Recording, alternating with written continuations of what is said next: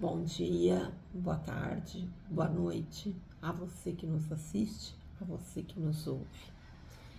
Primeiramente, parabenizar pela posse solene da diretoria do Conselho Federal da Ordem dos Advogados do Brasil, na pessoa do Dr. Beto Simonetti e demais membros. Vi aí que tem bastante gente do Nordeste, isso é muito importante.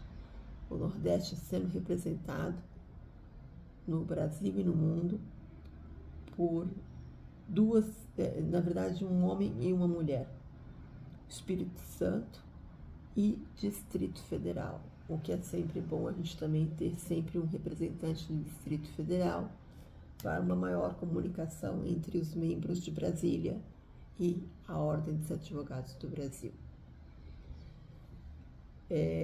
Venho aqui hoje falar de um assunto que é de suma importância para o Brasil e para o mundo. Foi feito um relatório dos Estados Unidos, tá? Donald Trump existe um escritório lá nos Estados Unidos, o USTR, Escritório de Representante da Casa Branca, que disse da seguinte expressão: o Brasil é a China da América Latina, porque subsidia pesadamente a siderurgia local. Enquanto nós, nos Estados Unidos, nós estamos com um excesso de 644 milhões de toneladas de aço, o Brasil ainda não alcançou a sua produção suficiente para os usuários finais. E isso afeta a indústria automotiva e a indústria das telas solares, porque utilizam o aço, ainda que as telas solares utilizem outro tipo de material. Vale saber que a maior parte é feita de aço. Só para vocês terem uma ideia, uma prima minha está colocando tela solar na casa dela, está tentando colocar tela solar, guardando aos poucos dinheiro um pouquinho a cada mês. E eu não sei o tamanho da casa, mas ficou em torno de R$ 7.500 a R$ 8.000. Imagine uma casa aqui na Baixada Santista, onde normalmente elas têm os terrenos de 10 por 25, de 15 por 25. Quanto custaria colocar uma tela solar em todas as casas, em todo o telhado, né? Isso para que a pessoa possa ter um menor gasto de energia, contribuindo com o meio ambiente, podendo ouvir o seu som, a sua TV, trabalhar na sua casa o tempo que quiser, sem a preocupação de ter um gasto energético muito grande, não só um gasto energético com as usinas hidrelétricas, mas também um gasto financeiro. E no que tange aos automóveis, fica aquela guerra fiscal que nós já temos aí. Não bastasse isso, nós temos agora esse problema do aço, que envolve os carros, sejam eles híbridos ou não.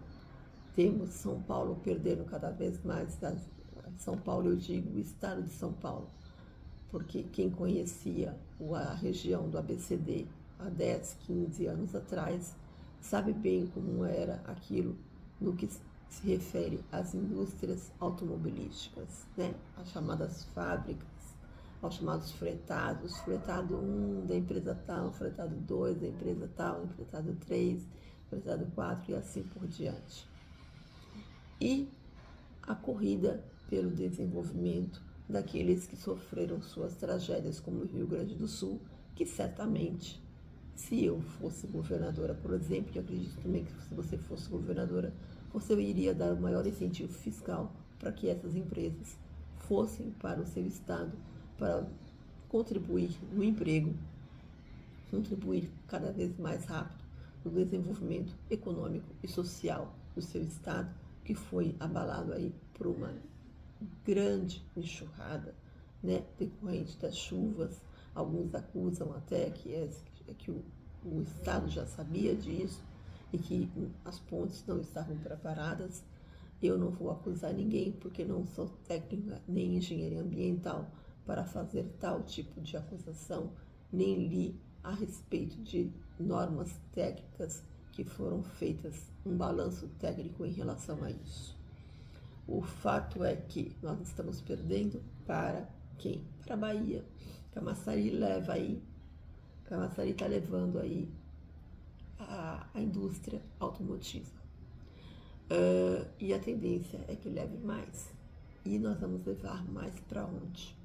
Qual o estado que vai agora ganhar? Além de Minas Gerais, que já ganha aí em razão da Usiminas, onde nós tivemos uma redução aqui de mais de 2/3 do número de trabalhadores, enquanto na Usiminas, localizada em Belo Horizonte, temos um funcionamento muito maior, até porque a carga tributária ela é menor.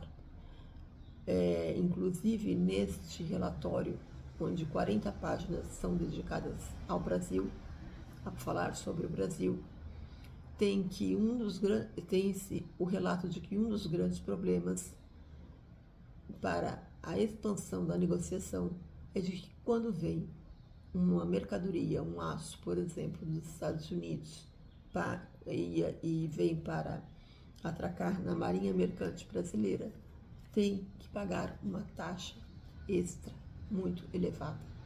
Então, essa é uma preocupação grande, não só dos Estados Unidos, mas do mundo. E aí, o que se mostra de solução? Dentro daquilo que a gente conhece dos advogados trabalhistas, advogados de direito econômico, advogados da área de direito do consumidor, advogados da área ambiental, porque nós não queremos, como eu já disse, uma COP30 que seja um monte de papel e que as pessoas tenham um monte de papel numa pastinha bonita e um monte de foto para levar e postar no Instagram. E sim, nós temos que ter efetivo para isso. Então precisamos de soluções e precisamos reunir pessoas que entendam do assunto, se for o caso a ONU, junto com a OIT, junto com a Organização dos Estados Americanos, para que possam, em conjunto com os Estados Unidos e outros países, principalmente os da América Latina, que são aí citados, o Brasil é citado em 40 páginas. Então, não estou aqui causando medo, mas sim polemizando a situação, trazendo a verdade. Que não adianta dizer que nós estamos num Brasil bonito, onde a taxa zero foi para a bolacha e não para o abacate ou para o morango. Então, que fazem bem à saúde. Então, eu venho dizer para vocês que isso é uma situação muito grave, que precisa ser discutida pelos maiores economistas desse país, que já vem sendo discutida pelos maiores economistas do país.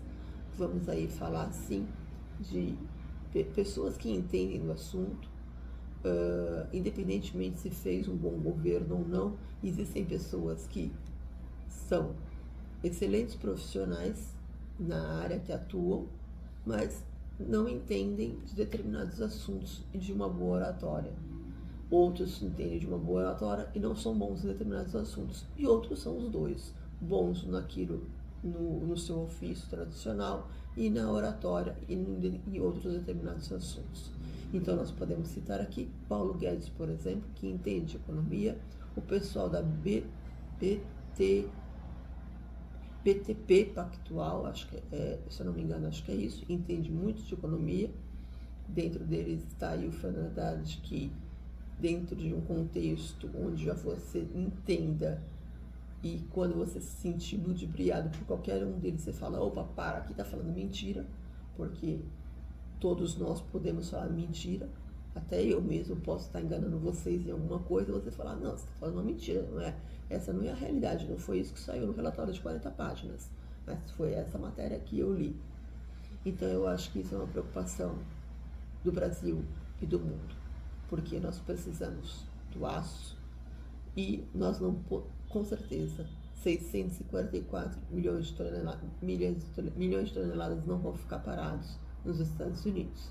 Eles vão dar o jeito de vender isso para alguém, ainda que seja, talvez, por meio de atravessadores, o que não é a forma mais correta. Um grande abraço.